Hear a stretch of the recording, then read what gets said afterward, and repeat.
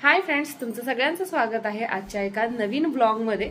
आज आहे अक्षय तृतीया। आता अक्षय तृतीया म्हटलं की बऱ्याचशा ठिकाणी आमरस आणि चपाती, पुरी अशा पद्धतीचा बेत केला जातो। आमच्यात सुद्धा आमरस करतात, पण आमरसासोबतच पुरणपोळी सुद्धा केलीच जाते। तर त्याच्यासाठी आहे ना, माझी आंघोळ वगैरे झालेली आहे, पण रोजची जी देवपूजा आहे ना माझ्या वाटणीची ती राहिलेली आहे। पण काय होतं, पुरण अगोदर शिजायला टाकलं ना, मग आपलं वाचन वगैरे सगळं होईपर्यंत पुरण व्यवस्थित शिजतं। आणि मग एकतर कुकरला कसं होतं, पुरणाला जास्त वेळ द्यावा लागतो, एक शेगडीच द्यावी लागते शिजण्यासाठी। तर त्याच्यामुळे मग आपलं इतर काम होईपर्यंत इकडं पुरण शिट्ट्या निघून जातात पुरणाच्या। तर त्याच्यामुळे ना इथं बघा मी डाळ घेतलेली आणि आमच्या घराचं जे माप आहे ना, म्हणजे ग्लासाचं आम्ही ठरवलेलं, एक ग्लास जेव्हा म्हणजे फक्त घरातले जेवणार असतात। आता बाहेरचं एक जण येणार आहे, आमच्या आत्या येतात आजीबाईंच्या वतीनं जेवायला, पण त्या आत्या पण यावर्षी एक्सपायर झाल्या, तर त्याच्यामुळे आता त्या सुद्धा नाही आहेत, त्यांच्या फक्त ताटाची पूजा करायची। आणि गुरुजी बाप्पू येतात आजोबांच्या नावचं जेवायला, तर फक्त म्हणजे एकच माणूस एक्स्ट्राचा झाला। पण मग आमचं जे रेग्युलरचं माप आहे ना, तेच इथं मी घेतलेलं। तर आमचं घरातलं माप आहे एका ग्लासाचं। आता एका ग्लास डाळीमध्ये एक ग्लास गुळ सुद्धा जातो, मग ते 2 ग्लासाचं होतंच ऑलरेडी पुरण। तर त्याच्यामुळे आता डाळ शिजायला टाकायची, डाळ पटकन शिजून निघते थोडी असल्यामुळे, पण तरीही ती अगोदर शिजायला टाकते आणि माझी देवपूजा उरकते आणि मग नंतर स्वयंपाक कंटिन्यू करते। आई बाहेरचं पावसं काढतायत, राधिका आंघोळीला गेलेली आहे, अशी सगळी सकाळची आमची कामं चालू आहेत। आता मी डाळ शिजायला टाकते। आम्ही आहे ना ही डाळ अशी सुती कपड्यानं स्वच्छ पुसून घेतो, धुवत नाही, कारण की आई म्हणतात मग डाळ दांडरते, पटकन शिजत नाही। पाणी इथं टाकलेलं आहे गरम, अगदी सोमट पाणी करायला ठेवायचं, आणि पाणी मला वाटते सोमट झालंय सुद्धा। आता याच्यामध्ये ही डाळ टाकून घेते। आता तुम्हाला वाटेल अरे हिनं एवढा मोठा कुकर का घेतलाय, काय आहे ना, आमचा जो छोटा कुकर आहे ना, त्या छोट्या कुकरची रिंग गेलेली आहे, त्याच्या शिट्ट्या होत नाही, तर त्याच्यामुळे हा मोठा कुकर घेतलेला आहे। आता याच्यामध्ये अगदी थोडंसं मीठ, थोडीशी हळद, एकदा हलवून घेते आणि आता याचं झाकण लावून घेऊयात। राधिकाचं बघा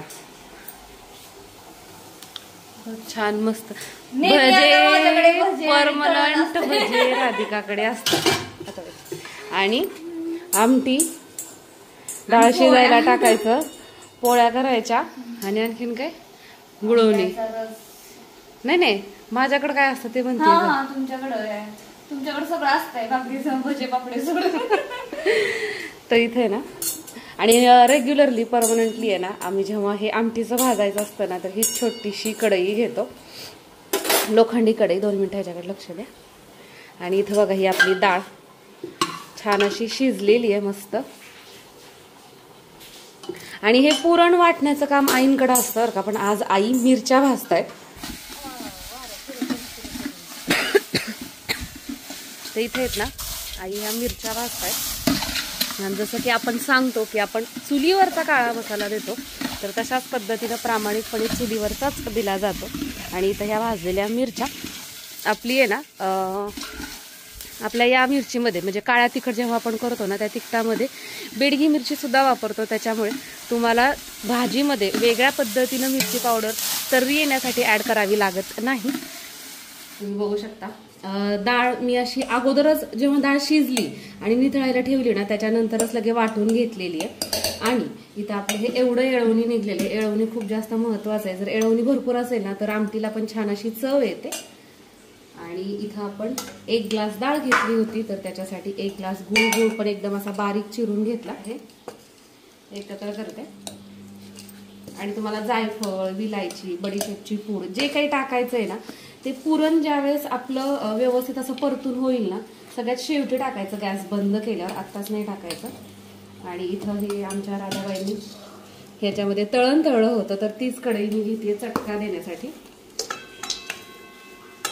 एक तर असं काही कार्यक्रम असला की नाही, कार्यक्रम म्हणजे हे असे काही सणवार असले ना, भांडे भरपूर पडतात, मग त्याच्यामुळे थोडंसं ह्याचं त्याला त्याचं ह्याला केलं तर चालतं।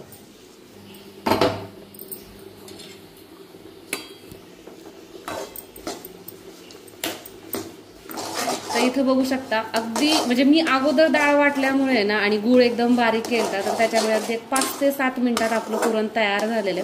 आणि पुरण तयार झाले कधी ओळखायचं माहिती का, ज्यावेळेस आपल्या हाताला खूप जास्त घट्टसर असं हे मिश्रण लागेल ना, त्यावेळेस। आणि त्याचसोबत ही तर ट्रिक आता जवळजवळ सगळ्यांनाच माहिती आहे अशा पद्धतीची, आपलं उलटणं आहे तसं उभं राहिलेलं आहे, म्हणजेच आपलं पुरण छान असं तयार झालेलं आहे. हे बघा, बघू शकता अजिबात हे पडत नाहीये, म्हणजेच आपलं पुरण तयार झालं.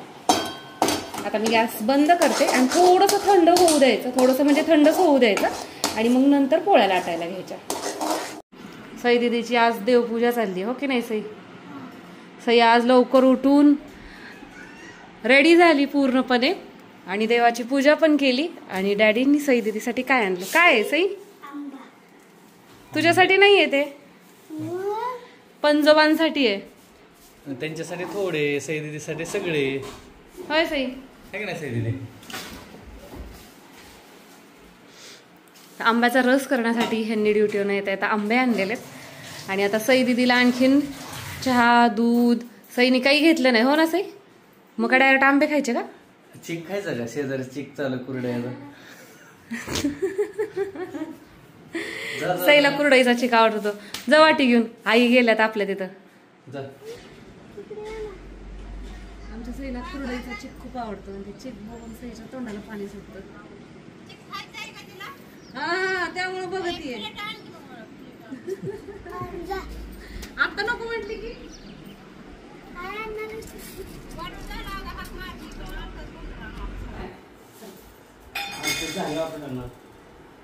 पण तो माणूस नव्हता ना आला. ही राधाची आणि माझी वाटते, ही सईची वाटते.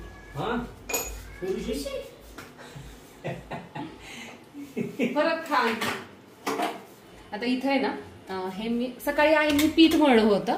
आता तुम्हाला असं वाटेल की पीठ एवढं मोठं, पुरण एवढंच, पण नंतर चपात्या पण लागतात दुपारी 2-2 टाइम, मग पोळ्या खात नाहीत, त्याच्यामुळे निम्म्या पिठाच्या चपात्या करायच्यात आणि निम्म्याच्या पोळ्या. तर इथे तुम्ही बघू शकता मस्त असं आपलं हे पीठ तयार झाले. आईंनी पीठ मळल्यानंतर सुद्धा आहे ना, मग याला मी तेल आणि पाणी लावून छान असं मऊ करून घेतलेलं अशा पद्धतीचा. आता याचा उंडा तयार करून घेते. आता छोटी मोठी प्रत्येक घराची पद्धत वेगळी असते. काही ठिकाणी आहे ना कमी पुरण घातलेलं आवडतं, काही ठिकाणी जास्त छान गुबगुबीत पुरण घातलेलं आवडतं.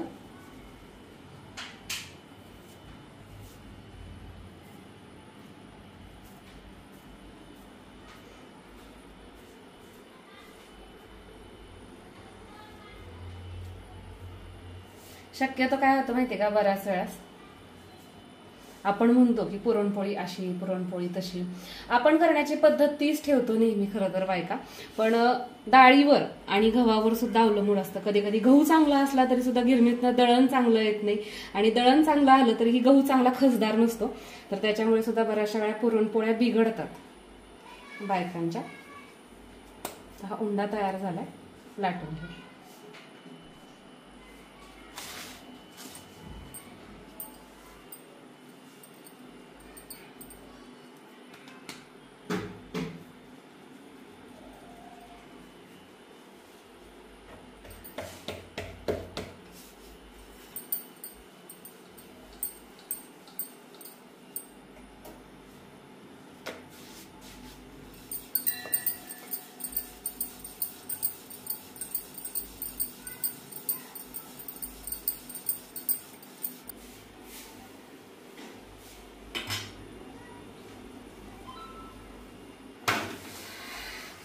तर इथे बघा छान असे वरती बबल्स आले.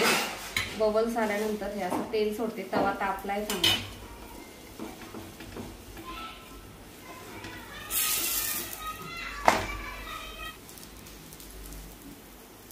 आता मला असं वाटतं ह्या तव्यावर नाही बऱ्याचशा कमेंट्स येतील, पण तुम्हाला सांगू का, माझ्या घरात आहेत ना जवळजवळ एक 7 ते 8 तवे आहेत बरं का. पण हाच तवा आहे ना खूप जास्त कामाला येतो.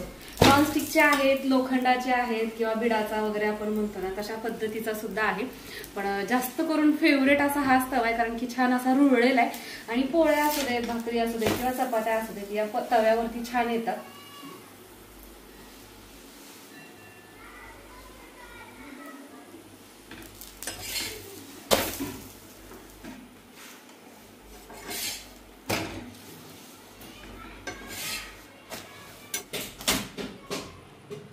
नाश्त्यासाठी काय? नाश्त्यासाठी ना खरं तर आहे ना, जे आमच्यात येतात ना जेवायला, ते गुरुजी त्यांची शाळा असते. त्याच्यामुळे ना त्यांना खूप लवकर सगळं हे तयार करावं लागतं. त्याच्यामुळे नाश्ता वगैरे आज काय नाही, आज डायरेक्ट पुरणपोळी का भात आमटी. साईचा तर नाश्ता झाला, चीक खाऊ नाही की नाही साई? त्यांना सुट्टी लागली असेल 1 तारीख नाही, 31 त्यांचं तारीख. शाळेचं काम राहिलं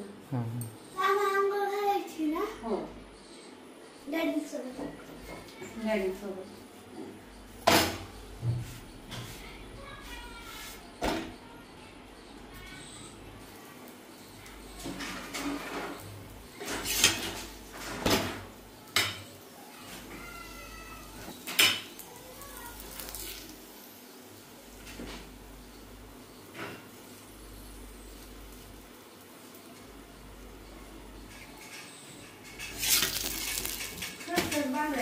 खसखस भाजली अहो, भाजून तो का त्या डब्यात ठेवली तो. हा छान आलं. ते दळण पण चांगलं आलंय.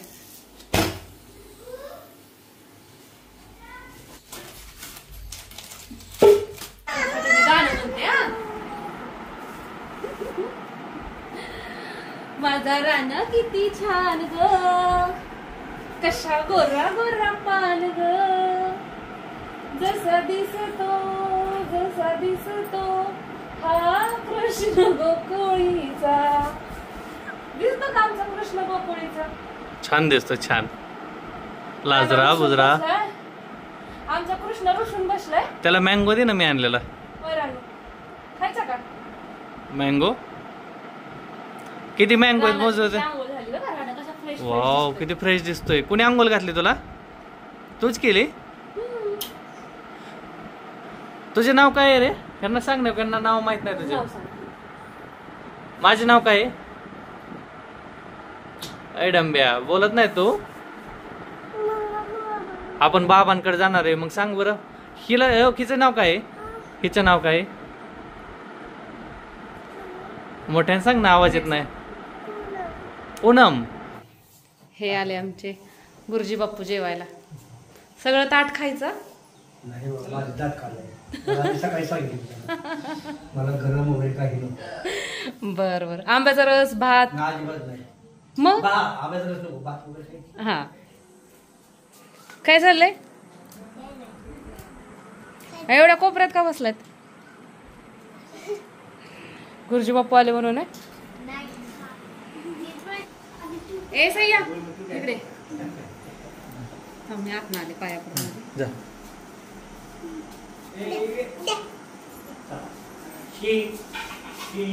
राधिका पाया पड.